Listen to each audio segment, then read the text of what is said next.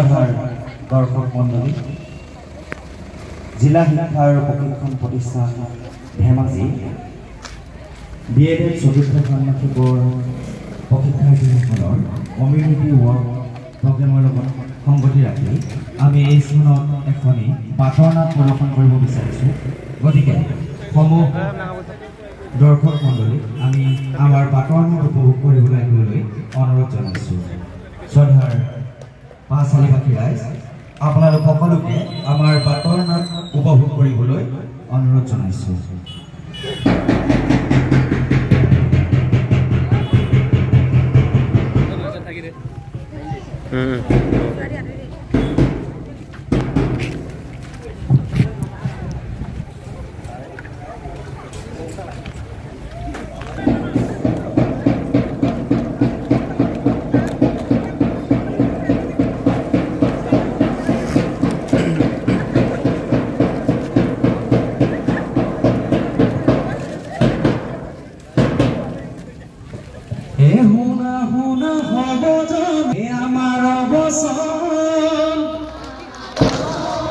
কলিকালে জন্ম আমার জানে সর্বজন, কলিকালে জন্মে আমার জানে সর্বজন, শুনা শুনা সর্বজন আমার অবসন,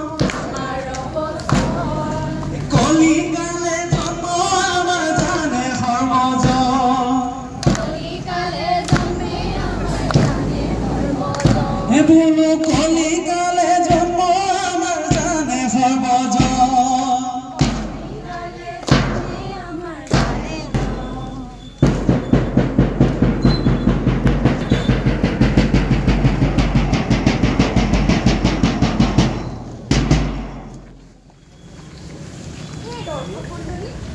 প্ৰথমেই আপোনাক হ'ব জনাইছোঁ প্ৰণাম। কলি যোগী জন্মে আমাৰ জানি সৰ্বজন, সেই কলি যুগৰে এটি বিষয় আগত কৰিবলৈ দিয়কত আমি আহি ওলালোহি আপোনাক এই বাটৰ পৰা সকলো শান্তি জমি নাট মনোযোগে দেখহ শুনহ নিৰন্তৰে চিন্তা কৰহ ৰহ কৰহ।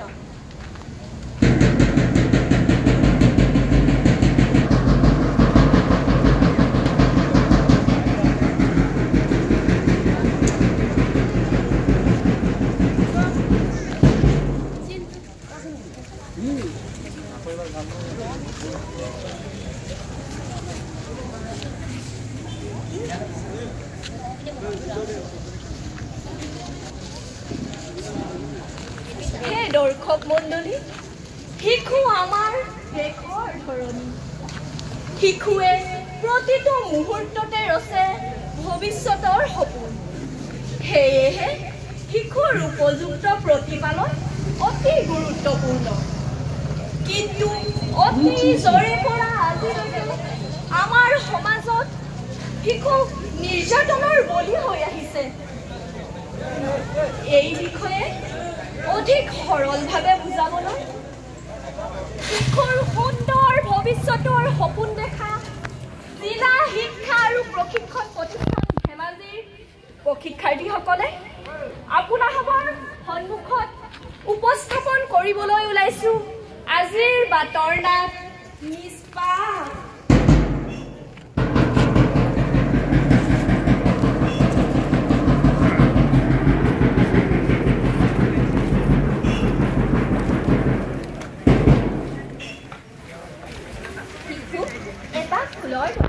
সযতনে নাৰাখিলে সহজেই মৰহি পৰে।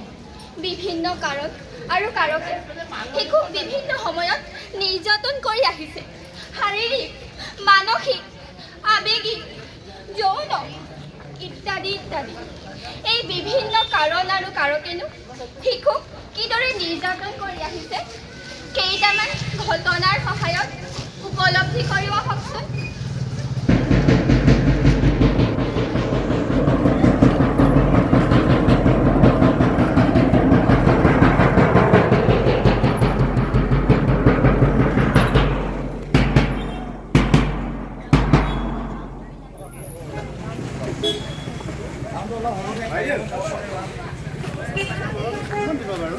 50,000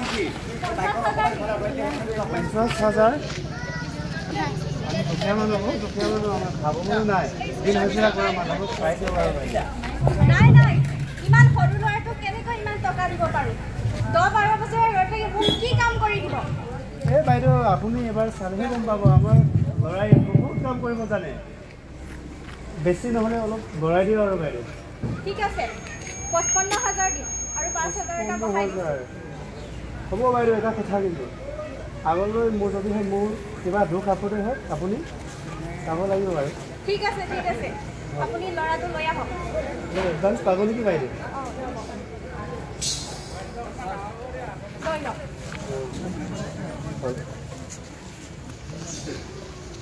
ঐ যাদু অ দেউতা কি কৰিছ দেউতা মই কিতাপ পঢ়ি আছো কিতাপ পঢ়িছ হয় দেউতা এই থৈ দিয়া এইকেইটা আহা আজি কাম কৰিব যাব লাগে দেউতা মই পঢ়িব লাগে নহয় দেউতা মই কামলৈ যাব নোৱাৰো নহয় পঢ়ি শুনি কি লাভনো একো লাভ নাই ডাঙৰ মানুহৰ কামহে পঢ়া শুনা দেউতা মই পঢ়ি মেলি ডাঙৰ মানুহ হ'ব লাগিব দেউতা মই কামলৈ নাযাওঁ আমাৰ নিচিনা দুখীয়া মানুহৰ এইটো পঢ়ি শুনি একো লাভ নাই তুমি কাম কৰিব যাব তেতিয়াহে তুমি খাবলৈ পাবা দেউতা নাযাওঁ মই কামলৈ নাযাওঁ দেউতা কামলৈ নাযাওঁ দেউতা কামলৈ নাযাওঁ